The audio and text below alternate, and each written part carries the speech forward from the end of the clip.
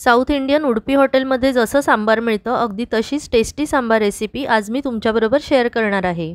त्याबरोबर काही महत्त्वाच्या टिप्सही सांगणार आहे, त्यामुळे व्हिडिओ शेवटपर्यंत नक्की बघा। चला तर मग अगदी हॉटेलसारखं होणारं उडुपी स्टाईल सांबार रेसिपीला सुरुवात करूया। 2 छोट्या किंवा एक मोठ्या आकाराची शेवग्याची शेंग घेतली। त्याची सालं काढून एवढ्या आकाराचे तुकडे करून घेऊया। सालं काढली की शेंग शिजायला वेळ लागत नाही। मी सांबारात भोपळा आणि शेंग ह्या दोनच भाज्या घालते। 200 ग्रॅम भोपळ्याचे थोड्या मोठ्या आकाराचे तुकडे करून घेऊया। आवडत असल्यास वांग, दुधी भोपळा आणि गाजरही घालू शकतो। 7 ते 8 कढीपत्त्याची पानं घेतली आहेत। एक मोठ्या आकाराचा कांदा, टोमॅटो आणि कोथिंबीर चिरून घेतली। सांबारात चिंचेचा कोळ घालणार आहोत, त्यासाठी थोडी चिंच घेतली। त्यात थोडं पाणी घालून ती पाण्यात चांगली मिक्स करून घेऊया।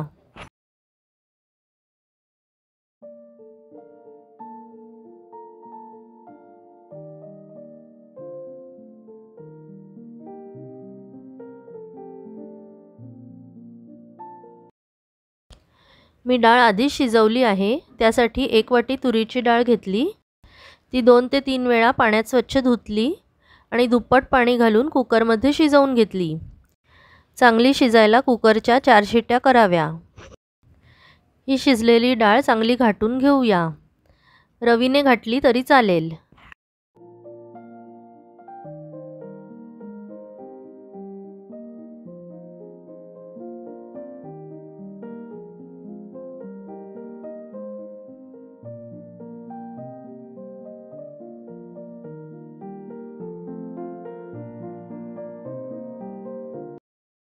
आता सांबार करायला सुरुवात करू।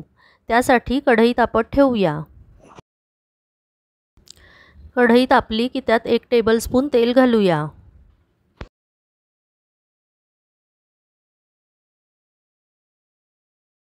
तेल तापलं की त्यात 1 चमचा मोहरी घालूया।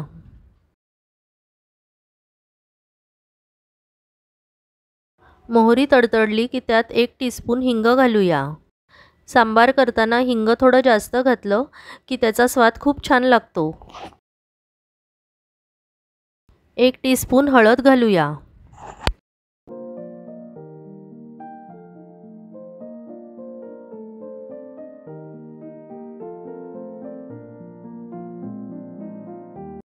कढीपत्त्याचे बारीक बारीक तुकडे करून घालूया।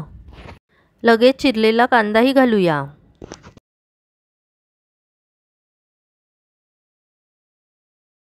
कांदा चांगला परतून घेऊया।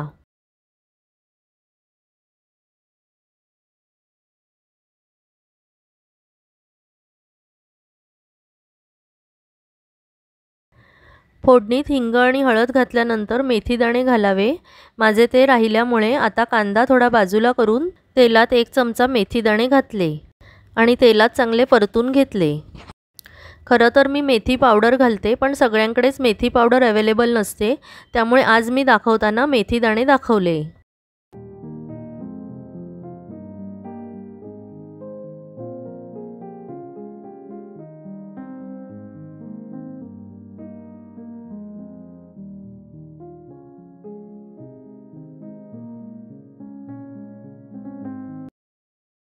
अशा प्रकारे कांदा डार्क तपकिरी रंगाचा होईपर्यंत परतावा।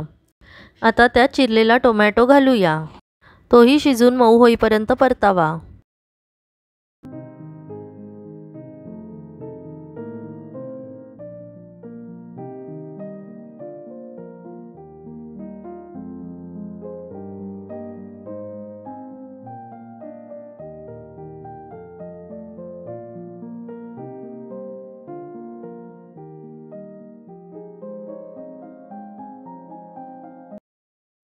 आता त्यात 1 टीस्पून नेहमीच्या वापरातलं लाल तिखट घालूया।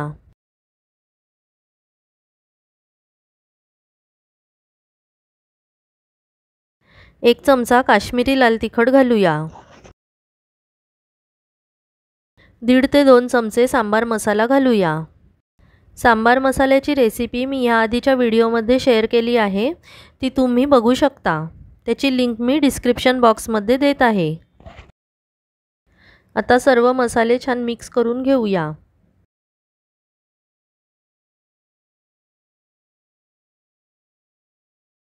टोमॅटो आणि कांदाही छान शिजला आहे।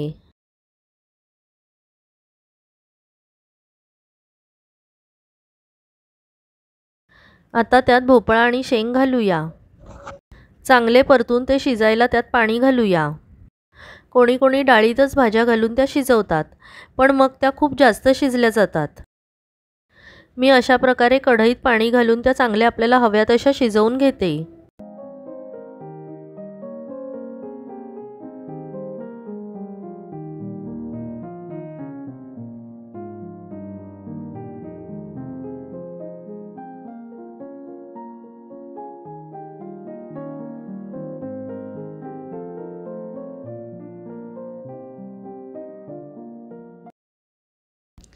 आता त्यात चवीनुसार मीठ घालूया। एकदा ढवळून घेऊन त्यावर झाकण ठेवून शिजू देऊया। झाकण ठेवल्यावर साधारण 3 ते 4 मिनिटात शेंग आणि भोपळा शिजतो। आता आपण झाकण काढून चेक करूया भोपळा शिजला आहे का ते।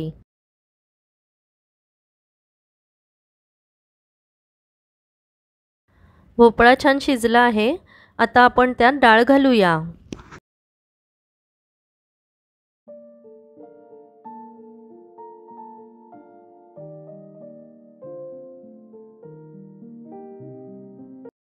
आधी थोडंच पाणी घालूया, कारण आपल्याला सांबार जास्त घट्टही करायचं नाही आणि खूप पातळही करायचं नाहीये।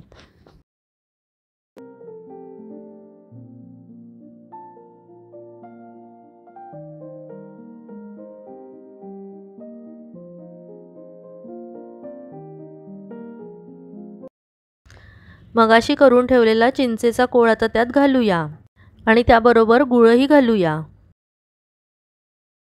गूळ घातल्यामुळे सांबार खूप छान लागते।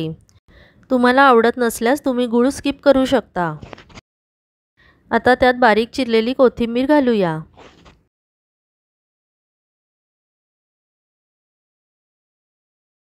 आता एकदा सगळे छान मिक्स करून घेऊया। जास्त दाट वाटल्यास पाणी ॲड करावे आणि सांबार चांगले उकळून घेऊया। इथे वाटल्यास थोडी चव घेऊन बघावी, म्हणजे त्यात मीठ तिखट काही कमी जास्त असल्यास आपण वाढवू शकतो।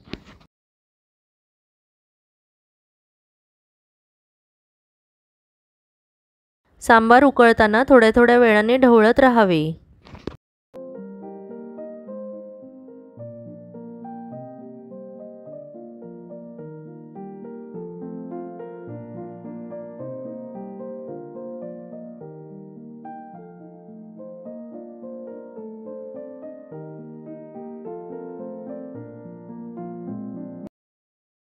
आता सांबाराला छान उकळी आली आहे। थोड्या वेळाने आपण गॅस बंद करूया। अशा प्रकारे केलेले सांबार खूपच टेस्टी होते, अगदी हॉटेलसारखे लागते। इडली, डोसा, सांबार कशाबरोबरही खायला एकदम परफेक्ट होते।